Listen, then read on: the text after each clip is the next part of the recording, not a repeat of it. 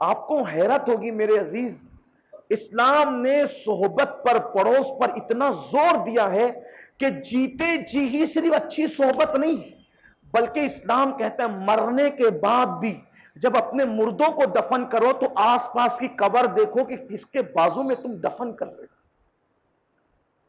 یعنی صرف زندگی میں صحبت نہیں، مرنے کے بعد بھی، یعنی تم کسی مجرم، فاسق، فاجر، کافر کے بازو میں اپنا مردہ دفن مت کرنا، ورنہ اس کے عذاب کی نحوست سے یہ بھی پریشان رہے گا۔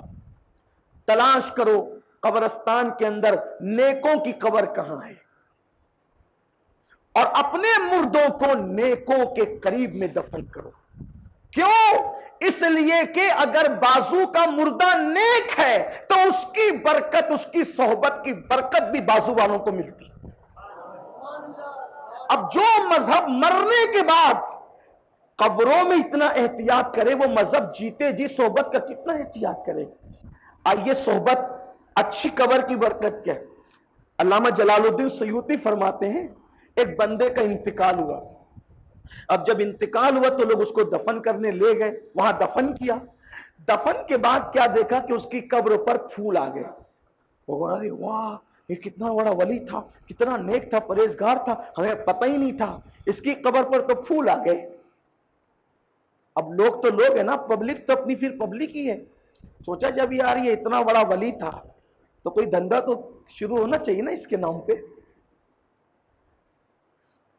جب ولی تھا تو اس کے نام پہ ابھی قبرستان میں دفن کریں گے تو عرس کہاں کریں گے، سندل گاگر چادر کہاں ہوگی؟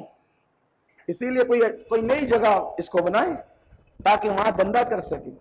آج تو یہ حالات ہیں مسلمانوں کے، بالکل سنیوں کے، جو مر رہا ہے اس کا عرس ہو رہا ہے۔ کوئی معیار ہے عرس کا؟ اب بتاؤ نا، عرس کا بھی تو کوئی معیار ہوتا ہے نا کہ انہی لوگوں کا ہوگا اور ان کا نہیں ہوگا، ان کو مرحوم کہا جائے گا، ان کو رحمت اللہ علیہ کہا جائے گا، کوئی فرق تو ہے نا؟ کہاں ہے؟ سب اپنے ہاتھ میں لے لیا، اور جو بولنے جاتا ہے اس کو گالیاں دیتے ہوگی، یہ ایسا بولتے ہیں۔ ہر ایک کا عرس کرنے کا نقصان بتاؤں آپ کو، ہر ایک کا عرس کرنے کا نقصان یہ ہے کہ اگر آپ نے چٹنگ باز لوگوں کا عرس کیا تو جو اصلی ولی ہیں ان کو بھی لوگ ایسے سمجھیں گے کہ یہ بھی ویسے ہی رہے ہوں گے اور ان کے ماننے والوں نے ان کو بڑا چڑھا دیا، نقصان ہوا۔ یا پھر دوسرا رخ یہ ہوگا، یا تو ان کو ان جیسا سمجھا جائے گا عرس کی وجہ سے، یا تو ان کو ان کے برابر سمجھا جائے گا، ہے دونوں حالتوں میں نقصان۔ تو کیوں یہ کام کرتے ہو؟ کسی کی عقیدت کے لیے کیا عرس ہی ضروری ہے؟ سالانہ فاتحہ نہیں کر سکتے؟ دعائیں مغفرت نہیں کر سکتے؟ آپ مجھے بتائیں نا۔ ایک وقت وہ آئے گا اگر یہ صورتحال رہی، ہر ایک کا عرس کرتے رہے تو پھر ہم بڑے بزرگوں سے دور ہو جائیں گے۔ ایک معیار ہونا چاہیے، ایک اعتدال ہونا چاہیے، اور کس کو مرحوم کہیں گے، حالانکہ دونوں میں کوئی فرق نہیں ہے زیادہ، لیکن عرف کا اعتبار ہوتا ہے۔ مرحوم کا مطلب وہ کہ جس پہ رحم کیا گیا، رحمت اللہ علیہ وہ کہ جس پہ اللہ رحمت فرمائے، کوئی زیادہ فرق نہیں ہے، لیکن عرف کا اعتبار ہوتا ہے۔ مرحوم سن کر لوگوں کو لگتا ہے کہ وہی عام آدمی تھا، رحمت اللہ علیہ سن کر کے لگتا ہے کہ یار اللہ کا ولی تھا۔ آج کل تو جو قرضے چھوڑ کر گئے وہ بھی رضی اللہ عنہ کہے جا رہے ہیں۔ کیا حال ہے میری قوم کا، سوچے نہ ذرا۔ جن کے بارے میں مشہور تھا کہ وہ کبھی رمضان شریف کے روزے بھی نہیں رکھتے تھے، وہ بھی رضی اللہ عنہ کہے جا رہے ہیں۔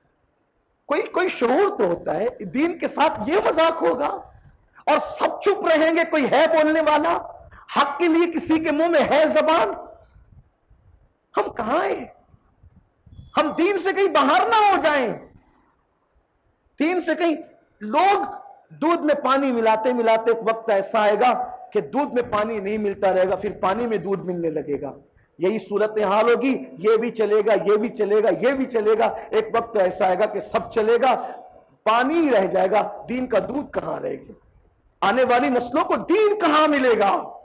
آنے والی نسلوں کو آپ صحابہ اتنے کٹر اور مضبوط تھے، ایک شخص فرض نماز کے بعد سلام پھیر کر جلدی سے کھڑا ہوا سنت ادا کرنے، فاروق اعظم نے ہاتھ پکڑ کے کھچ کے بٹھایا، کہ نماز ہی تو پڑھ رہا ہوں، کہا کہ کچھ وقفہ دے فرض اور سنت کے درمیان، کہیں اس کے درمیان وقفہ نہ دینے کی وجہ سے لوگ اس کو بھی آنے والی نسل فرض ہی سمجھنے نہ لگے، اس لیے تھوڑا وقفہ دے تاکہ دونوں میں فرق ہو جائے کہ فرض الگ ہو گئی، اب اس کے بعد سنتیں اور نفل الگ ہو گئی۔ یہ ان کی سوچ تھی، دور اندیشی تھی۔ اس لیے میری گزارش ہے آپ سے، اگر میری بات بری لگے تو معاف کرنا، میں تو آپ کے محلے کا ہی ہوں اور آپ کا بچہ ہوں، لیکن اگر میں حق کہہ رہا ہوں تو اس کو قبول کرنا چاہیے۔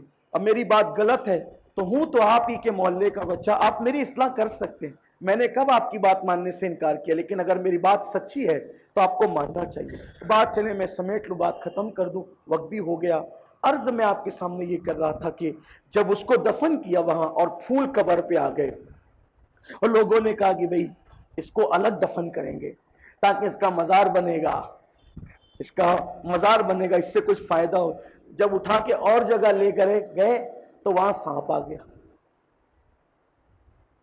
کیا آ گیا؟ سانپ آ، ارے اور گھسا قبر میں، یہ کیا ہو گیا؟ تو ایک اللہ کے ولی صاحب کشف موجود تھے، آنکھیں بند کی، انہوں نے کشف کیا۔ حالانکہ یہ بات کشف والی سب کو ہضم نہیں ہوتی، لیکن ہم اہل سنت مانتے ہیں، اور جو مانتے ہیں انہی کے لیے باتیں کی جاتی، جو انکار کرتے ہیں ان کے لیے نہیں ہے۔